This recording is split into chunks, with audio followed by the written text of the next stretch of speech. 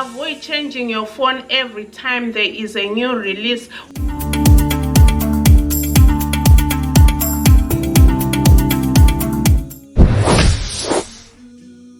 Hi friends, Noki here and welcome back to my channel. On this channel I talk about ways of making and saving money in the comfort of your home, and on today's video I'm going to be talking about how you can save money on your cell phone bill. Yes, today I'll be giving you 10 tips plus 2 bonus tips on how you can save money on that cell phone. Whether you have a family plan or individual plans in your family, these tips should apply to your situations. Without wasting any more time, let's get on with these amazing tips. I also want to say this video was actually inspired by a situation that I had a day or two ago, and you'll notice that from tip number 1 to 4, it's actually what I had to do. It's something that I had to implement, so pay attention and this may actually be very helpful to you. So my cell phone bill had skyrocketed by over $20.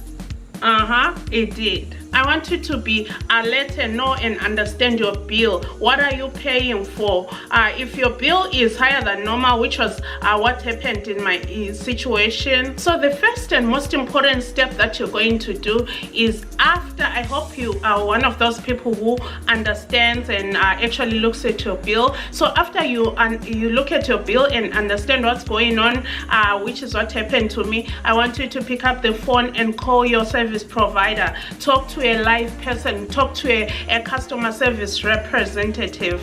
The reason why I had to call my cell phone company is because I noticed that the bill on my phone had gone up by over $20, and that was very unusual, and I was not about to just pay blindly an extra $20 over the normal what I pay. So I decided to pick up the phone and call the customer service. That is step number 1. And secondly, once you get on the phone with that customer service representative, I want you to be kind. Yes, it is very important for you to be kind. I want you to be that I don't like the word nice, but for the sake of all of you there who like to use the word nice, I'll say be nice.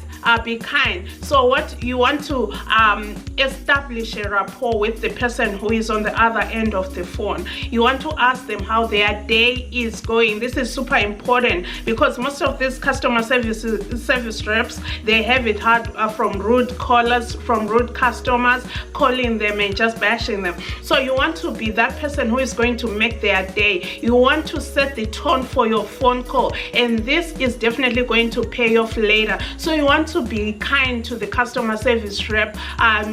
If you miss their name, in most cases they will tell you their name, but if you miss their name, make sure you ask them what their name is, and make sure that throughout your conversation you address them by name and make sure that they get your name right. So you will be talking to a friend, so to speak, quote unquote. You are talking to a friend. Ask them. Like in my case, she was so kind. She gave me this whole intro, and we ended up talking about the weather and all before I could even tell her what my problem is.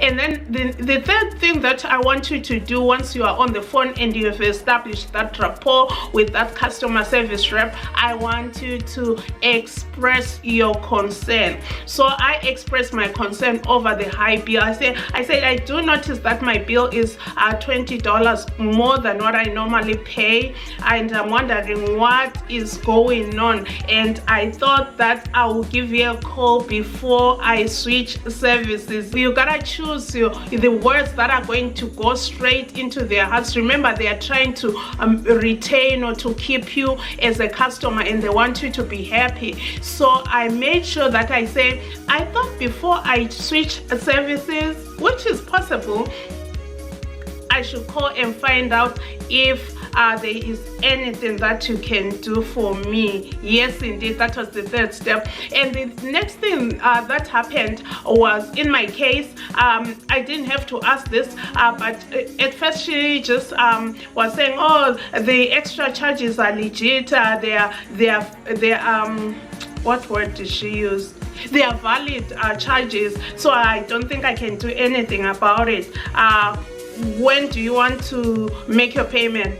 I was like, hello, you are not helping my case. I really had to kind of a little bit nudge and push, but I think what she was doing was trying to see if I'll give in to paying that high amount. But what happened next was very important, because she went ahead and reviewed and removed those charges. And then not only that, which brings me to number 4, ask for any special plans that your service provider may have. She actually told me, I didn't even ask, she told me that I was actually eligible to be enrolled in a different lower plan because I hadn't called them or asked for a plan change in over 3 years, which I didn't even realize it had been that long. Talk about loyalty, guys. Yeah, so she told me what plans they had, and I did look in a lower plan, which ended up being $20 from what I used to pay,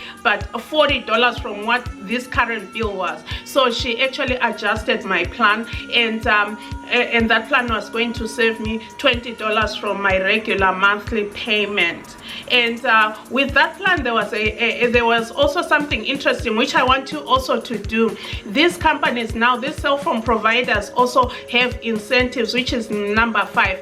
Ask them if there's any incentive for you to have AutoPay in place. If you have AutoPay in place, in most cases it will knock your regular monthly payment by at least $5, which is what I ended up doing. So by locking in AutoPay, I knocked off an additional $5. So my plan ended up going way lower than what that plan that she assigned me for by an additional $5. So it's important for you to ask for these things. In your case, you may not you may not be aware that they do have the AutoPay incentive, and I noticed that it's an in thing now. As I was doing research for this video, I also noticed that it looks like it's an in thing, that these big cell phone companies are going to have an incentive by customers signing up for AutoPay.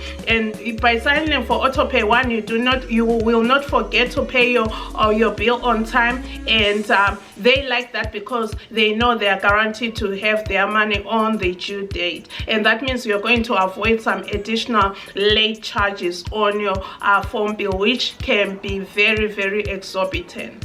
Another way in which you can lower your cell phone bill is to explore other options. By this, you can explore prepaid plans. Are there prepaid plans that are going to save you money? And go for those prepaid plans that are offered by these big companies, so that you know that your network is going and the connectivity is going to be on par. So explore that option as well. And another thing that you want to do in order to lower or to keep your cell phone bill low is for you to explore family plans. Be careful with this, because not every family plan is affordable. But if you shop around for family plans, like if you are a family of especially if you are a big family, like a family of 4 people or more, it is normally cheaper to combine and have a family plan. Even for prepaid plans, you can have that option. So I want you to consider that and explore and look around, because most of the higher number of the participants in the plan, the lower the monthly charge per line. And some of them will even go as far as not combining the bill. They will give each person their individual bill. So, but this is not always the case. At times, like if there's just 2 of you, at times it may even make sense to keep your individual plans. It may not make much of a difference, but it is an option that is well worth looking into. And then another tip that you want to that I want to give you, my friend, in order for you to lower your monthly cell phone bill, is try to go with plans that have unlimited data, unlimited talk time, unlimited text messages, because most of these companies, they actually make money on the overages. When you go over your minutes or you go over your data and you are paying per usage, the rate is expensive. exponentially higher, and it can really rack up that cell phone bill. So you want to make sure that you go with unlimited everything. Yes, we know that after a certain number of gigs the network may slow down, but in most cases you may not even notice it. Make sure that you go for plans. If you are going for plans and you are not going the prepaid way, make sure that whatever plan you take, it is unlimited everything, unlimited data, unlimited talk time, unlimited text messages, especially with the data, because we're spending so much time online on our phones. Another tip that I want to give you, in order for you to lower your monthly cell phone bill, is to use your home Wi-Fi as much as possible. Whenever you're home, just make sure that your Wi-Fi on your phone is activated, so that it just picks and you are not using your data from your phone. And this way you are going to save a lot on your phone bill and go within your limit if you are on a plan that has limited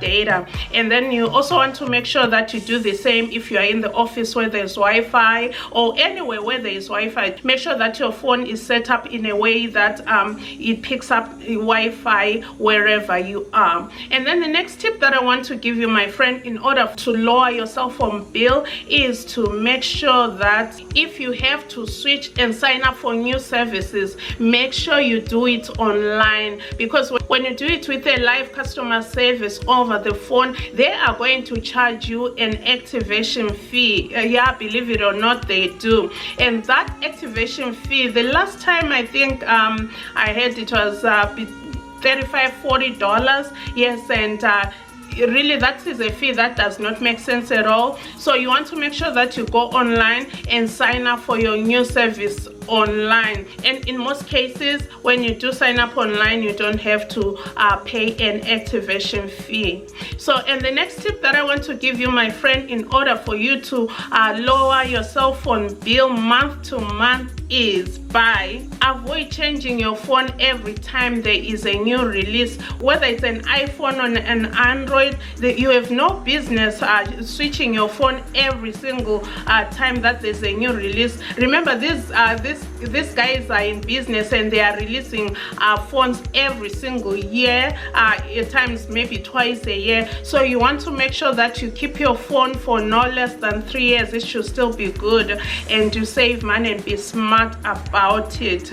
And then another thing too, if you have to get a new handset or a new gadget, avoid getting them directly from, say, Apple or from the manufacturers of the Android phones. Go to third-party retailers. They normally sell the phones lower, believe it or not. And make sure that you do not get the brand new phone on the week that it is released or on the day that it is released, because that is when it is most expensive. Wait for even maybe 3 months or 6 months, and let the let the hype go down, and then you can get your phone if you have to get the latest phone. Personally, what I do, it was just until recently that I started paying for a phone. I usually never want to pay for a phone.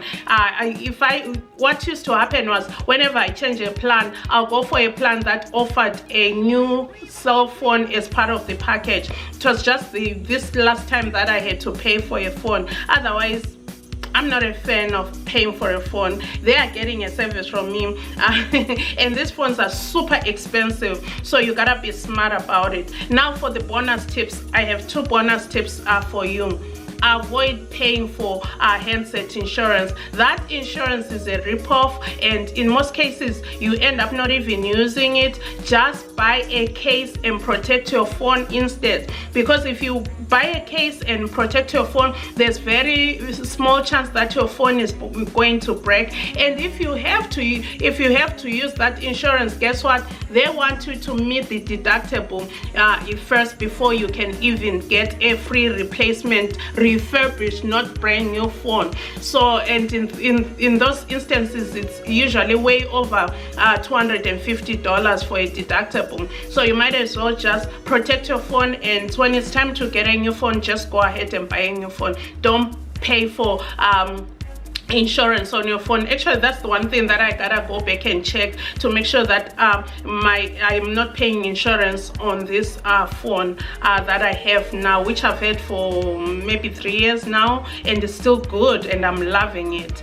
And then another bonus tip that I have for you is do not buy the apps, those additional add-ons when the cell phone company or your provider says add this app for an extra $5, add this app for an additional $6 per month, and those charges really add up. And in most cases those add-ons are already inbuilt in your cell phone. Did I provide value today, my friend? So are you on a prepaid plan or are you on a month-to-month plan? And in your country, do you have the freedom or the liberty of switching providers? I know whatever country you live in, providers vary, and their services and their rates vary from provider to provider. So which is why I think this video should be relevant for you as well. You should look at what those rates are, the per minute charges or their bundles if you do bundles in your country. So look closely at your cell phone bill.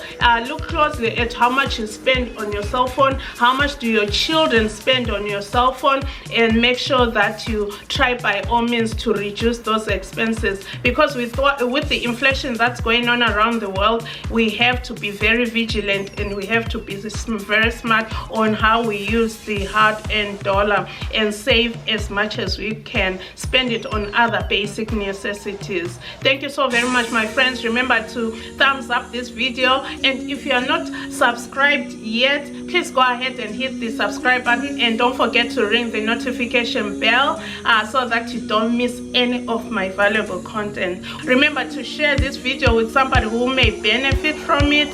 With that being said, my friend, remember to be kind and don't forget to do small things with great love. From my heart to yours. Adios. Bye bye. God bless you. I'll see you next time. Love you.